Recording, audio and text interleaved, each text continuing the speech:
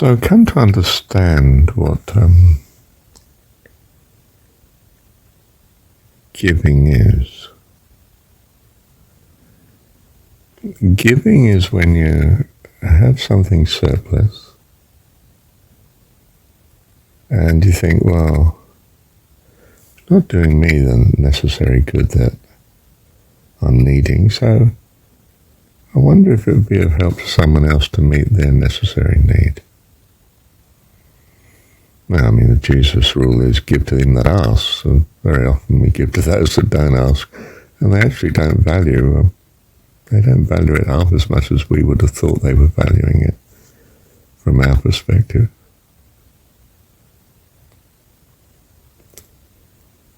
We're not actually here to give. If you look at God's universe, He hasn't given the universe to us. That would suggest that He washed His hands of the matter and just left it in our hands. Oh, I don't want that to happen. I need His supervision and guidance and care and gosh. I'd rather God kept it. All I need is the occupation of it, Father, and that You allow. You see, I live in Dad's house. It's not that it's my house and I let Dad live in it.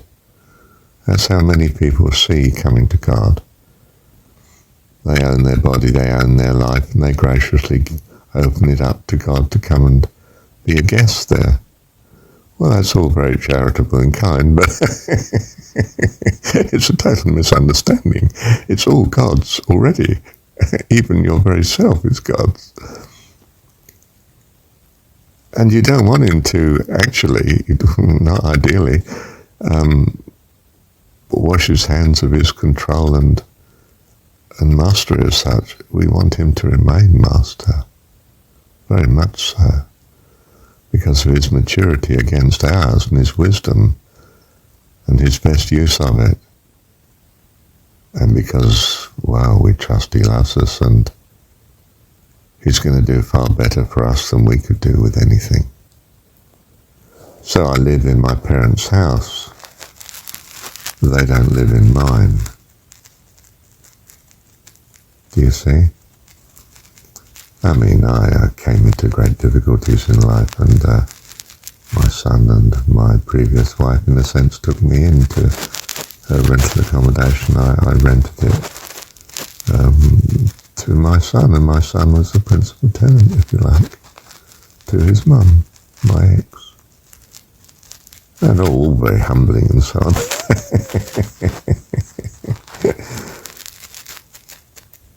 I don't see God as doing that. I want my God to be humbled. Oh my goodness. Can't bear the thought. He's wonderful. I mean, I was not. God is wonderful, right? I was a child.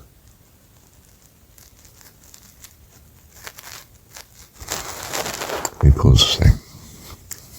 I want Dad to keep control of all the resources, because he's a wonderful dad. Wonderful for me and all. There's no point in me owning. I don't want to take mastery of it, not in that way. I'd like to be part of his mastery. That's quite different. I'm attentive to his leading and ideally, and his wisdom and the wonderfulness that he brings about. I don't need to own. In that sense, I can give away, but I don't give away what's his. Everything that's in my possession is because it's his, and he's given it to me, in the sense of I have the use of it. I don't independently choose how I use these resources. I live in harmony with the wonderful way he uses it. It's not mine to give. None of this is mine. And if you are a rich person, I mean in material sense, cash, wealth, houses, that sort of thing,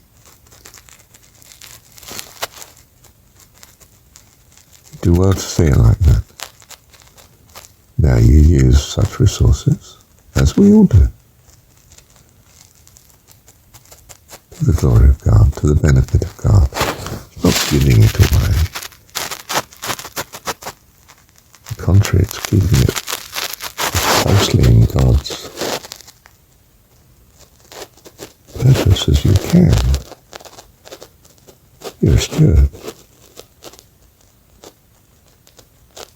You don't give away your stewardship. It's not yours to give away.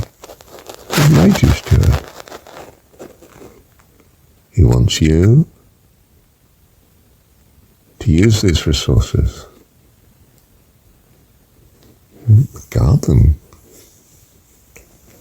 value them, use them accordingly, as he would use them. Stewardship is yours until he takes it away. Okay? My house was taken away from me. That's okay. In a sense. I didn't give it away. I didn't give up my home. I didn't give up my wife. They left me. Several times. Don't want to go into that again.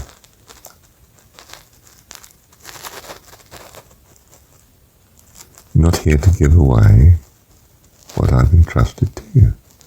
I've entrusted it to you to use wisely. And the practice of using it wisely will help bring you to maturity and loveliness. Don't just give it away as if it were of no value to you. It's of value to me, and I've given you stewardship of it. Be a good steward. You're not my right hand of charity in that sense. I can give it away myself. I don't. I keep control of all things. He owns the cattle on 1,000 hills. These farmers think they own it. Not so. It's God's. It's all God's. All of creation is by God. It is God's. It belongs to him. Even my very self. I am a steward. I delight in being a steward. Far more wonderful and blessed than me making a mess of things on my own, I can tell you. Don't go making a mess of things on your own. Don't go giving away your surplus as you see it. Maybe surplus in a sense, but it's not yours. It's God's. You've been given the stewardship of it. While you have stewardship of it, be a good steward. Use it kindly and well. Keep hold of it, guard it. Use it to best advantage to the kingdom of heaven.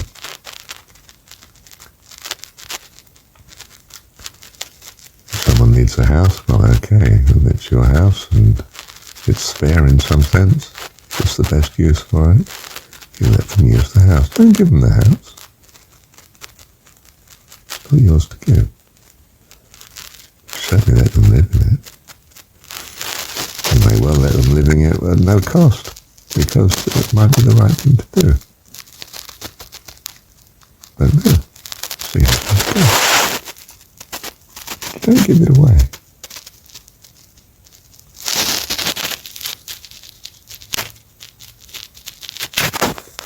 You will indeed become richer and richer because you're a good steward.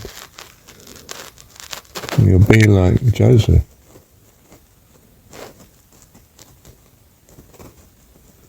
The Pharaoh's right-hand man. He trusts everything into your hands. A steward. Not that you'll fritter it away, but that you will use it to best purpose. And keep control of it because you enshrine as a person God's best purpose. That's why he's made you steward of this, to bring you to such. You'll misuse your stewardship while you're a child, of course. You learn by your mistakes. He'll make sure those mistakes are not too horrendous, just enough to teach you. Bless you. Thank you, Dad.